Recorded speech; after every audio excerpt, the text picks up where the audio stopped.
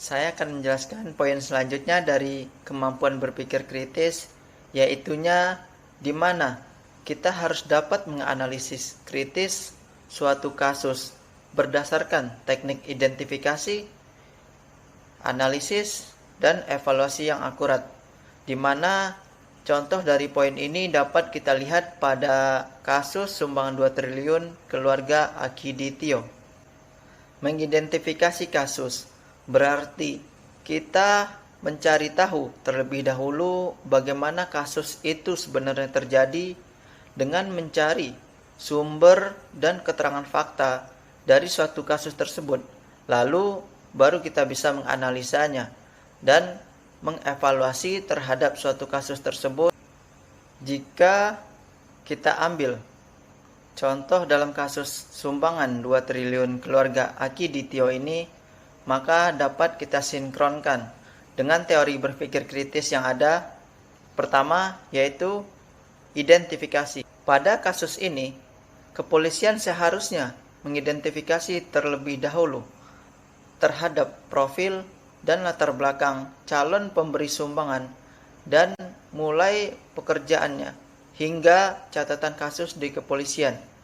Kapolda Sumatera Selatan seharusnya membentuk tim pencarian fakta untuk memvalidasi asal dana tersebut, dari mana dan sumbangan ini benar akan diberikan kepada yang bersangkutan.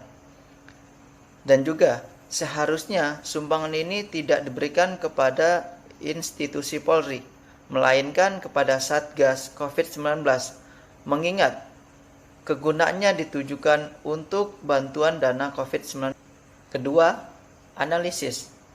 Contoh dari beberapa poin yang kita temukan dalam kasus sumbangan 2 triliun keluarga Akiditio ini, yang pertama yaitu transaksi yang diberikan melalui dana pribadi seharusnya tidak tergolong corporate social responsibility.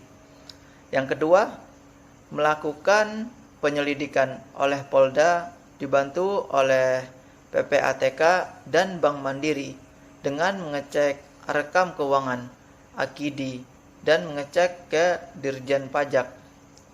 Ketiga, Disrekrimum Polda Sumatera Selatan seharusnya memeriksa 5 anak dari almarhum Akiditio. Yang keempat, Herianti seharusnya ditetapkan sebagai tersangka dengan Undang-Undang Nomor 1 Tahun 1946 Pasal 15 dan 16 yang dapat berupa ancaman pidana di atas 10 tahun.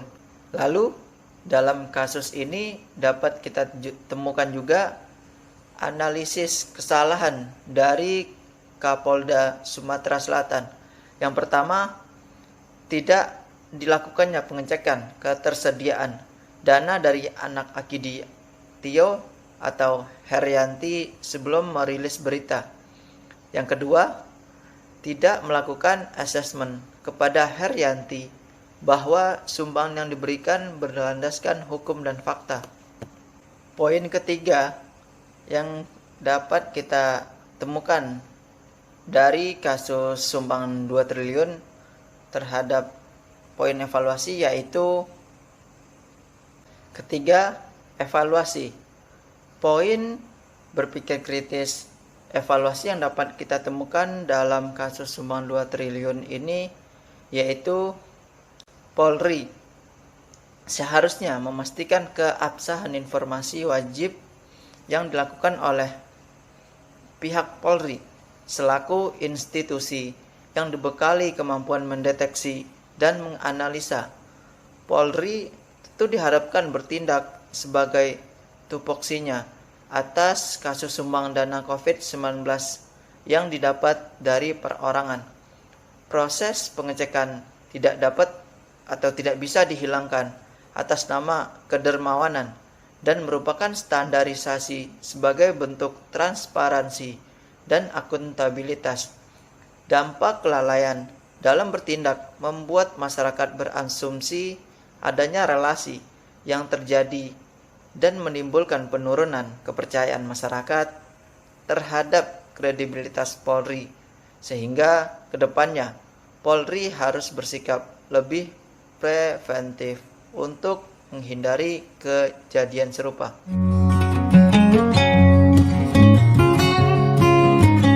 Selanjutnya, saya akan menjelaskan mengenai argumen deduktif. Argumen deduktif sendiri merupakan sebuah bentuk argumen yang kesimpulannya dihasilkan secara pasti melalui premis-premisnya. Penting sekali untuk diketahui juga bahwa setiap argumen deduktif akan memiliki sebuah pola argumen di dalamnya. Berikut ini adalah contoh 5 pola argumen deduktif berdasarkan kasus penipuan dana sumbangan 2 triliun yang dilakukan oleh keluarga Akiditio. Pola yang pertama. Asal mula niat pemberian dana sumbangan sebesar 2 triliun untuk masyarakat yang terkena dampak COVID-19 karena keluarga Akiditio melihat bahwa banyak rekan yang meninggal karena akibat COVID-19. Maka keluarga Akiditio berniat untuk memberikan sumbangan untuk masyarakat yang terkena dampak COVID-19. Keluarga Akiditio berniat untuk memberikan sumbangan untuk masyarakat yang terkena dampak COVID-19. Secara kesimpulan, niat awal pemberian sumbangan karena keluarga Akiditio melihat banyak rekan yang meninggal tak tertolong hingga karena COVID-19. Pola yang kedua, penyebab kasus penipuan pemberian dana COVID-19 sebesar 2 triliun adalah keluarga Akiditio yang sudah berniat mencari perhatian masyarakat dengan berbohong atau kelalaian pihak polisi dalam menelaah sumbangan yang diberikan. Kasus ini terjadi bukan karena kelalaian polisi. Maka secara kesimpulan, keluarga Akiditio sudah berniat untuk mencari perhatian dengan berbohong. Pola yang ketiga, jika uang di bilet giro Akiditio tidak mencapai 2 triliun, maka sumbangan yang diberikan itu palsu. Uang di bilet giro Akiditio tidak mencapai 2 triliun, sehingga dengan demikian, sumbangan yang diberikan itu palsu. Pola yang keempat, jika sumbangan dana COVID-19 sebesar 2 triliun yang diberikan oleh Akiditio itu palsu, maka Heriati selaku anak Akiditio dan Hardi selaku dokter pribadi Akiditio akan diperiksa oleh polisi sebagai seorang saksi.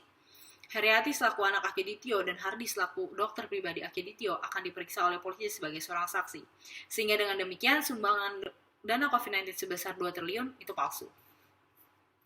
Pola yang kelima, yaitu pola yang terakhir, yaitu jika kasus pemberian dana sebesar 2 triliun merupakan pembohongan, maka Kapolda Sumsel tidak dapat memberikan dana bantuan kepada masyarakat yang terkena dampak COVID-19.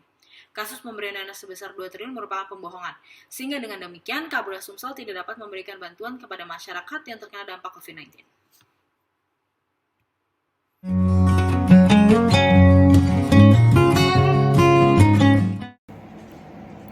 Klaim merupakan bagian dari cara berpikir kritis.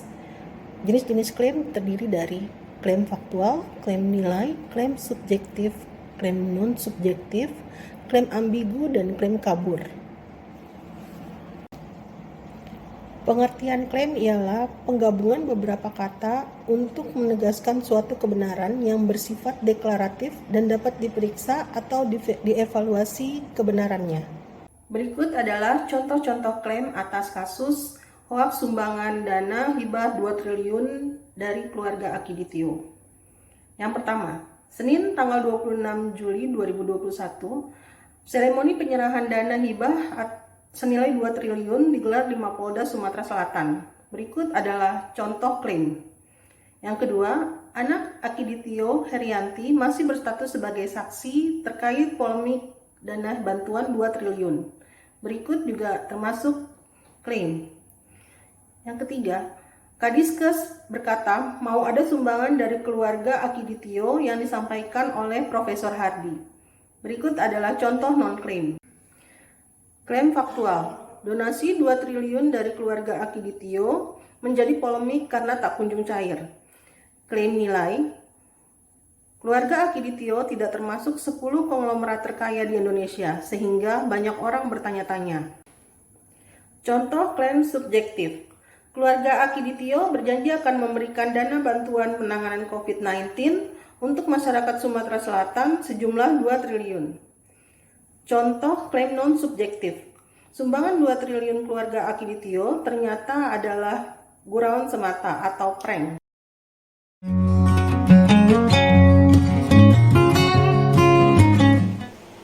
Perkenalkan, saya Herlina dari kelompok 7 mata kuliah soft skill. Saya akan menjelaskan mengenai kesesatan berpikir informal yang ada pada kasus sumbangan 2 triliun keluarga Akiditio. Sebelumnya, inti dari permasalahan kasus ini ialah adanya sumbangan 2 triliun dari anak dari Akiditio yaitu Herianti, yang mana dana tersebut merupakan sumbangan untuk bantuan COVID-19, yang ternyata belakangan terungkap bahwa dana 2 triliun tersebut hanya fiktif belaka. Jadi untuk penjelasan kesesatan berpikir informal dari kasus sumbangan 2 triliun oleh anak dari Aki Ditio, menurut analisis dari kelompok kami, pertama, dalam kasus ini terdapat kesesatan argumentum ad misericordiam, yang artinya adalah persoalan dialihkan ke rasa belas kasihan dan simpati untuk mempermainkan emosi. Dalam kasus ini, saat Herianti akan diperiksa, akan tetapi Polda mengalami kendala, yaitu terkait kondisi kesehatan serta kejiwaan yang selalu menjadi alasan dari Herianti, sehingga Polda tidak dapat meminta keterangan. Kemudian kedua, terdapat kesesatan argumen ad ignorantiam.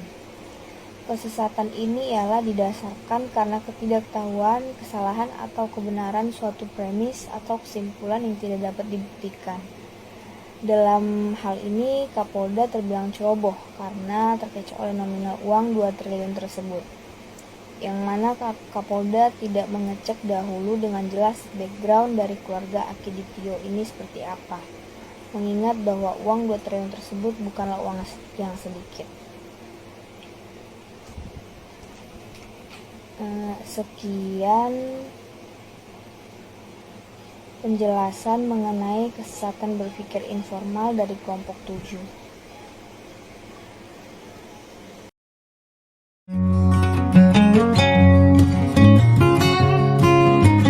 Argumen merupakan langkah awal berpikir kritis. Argumen tidak selalu merupakan pertengkaran atau pertikaian. Argumen adalah usaha membenarkan atau membuktikan suatu kesimpulan. Argumen terdiri dari 2 jenis, yaitu argumen deduktif dan argumen induktif. Pola argumen deduktif terdiri dari 2, yaitu silogisme hipotesis dan silogisme disjungtif.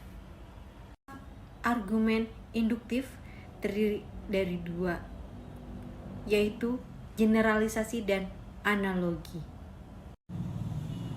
Silogisme kategoris memiliki validitas aturan. Apakah silogisme itu valid atau tidak valid? Aturan yang pertama terdiri dari 6 aturan. 6 aturan ini harus ada di dalam silogisme, yang dimana nantinya silogisme ini dinyatakan valid. Silogisme kategoris aturan yang pertama ada 3 term. Yang kedua, 2 premis negatif sama dengan invalid. Yang ketiga, harus premis negatif, kesimpulannya pun negatif. Yang keempat, 2 premis positif, kesimpulannya pun positif. 5, 2 premis universal, kesimpulannya pun universal. Yang keenam, premis partikular, kesimpulannya pun partikular. Aturan yang terakhir, nomor 7 dan nomor 8. Term tengah harus berdistribusi di minimal 1 premis. Yang ke-8, term yang berdistribusi di aturan yang ke-8, term yang berdistribusi dan kesimpulan harus juga berdistribusi di premis. Sumbangan 2 triliun oleh keluarga Cikditiro membuktikan suatu kebohongan, yang pada awalnya itu semua orang percaya bahwa sumbangan itu benar-benar diberikan oleh keluarga Cikditiro, dan semua orang berargumen bahwa benar keluarga itu memiliki kekayaan yang banyak gitu. Tapi pada dasarnya dan pada akhirnya itu hanyalah sebuah kebohongan. Di sini kita melihat bahwa unsur dari sebuah argumen ini itu membuktikan bahwa ketidakpastian atau kebohongan yang membuat konsumsi publik itu menjadi seakan-akan suatu kebenaran.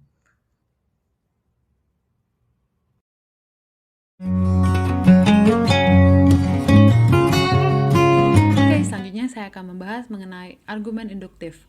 Argumen induktif merupakan proses paragraf yang dimulai dengan menyebutkan peristiwa-peristiwa yang khusus untuk menuju kepada kesimpulan umum.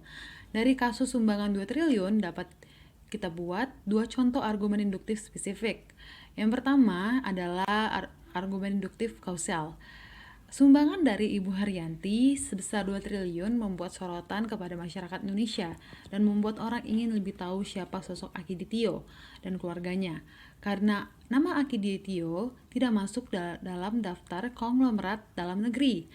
Oleh karena itu, pihak kepolisian penasaran bagaimana bisa Ibu Haryanti dapat menyumbangkan nominal yang begitu besar. Dan contoh yang kedua adalah argumen induktif generalisasi.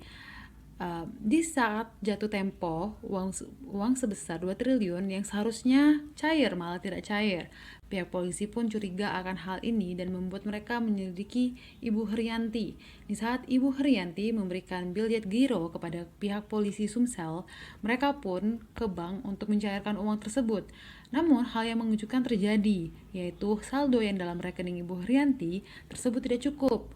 Walaupun biljet giro yang diberikan tuh asli. Saldo yang tidak cukup ini membuat kepolisian menyelidiki apa niat balik dan motif dari sumbangan Ibu Haryanti. Sekian dari saya.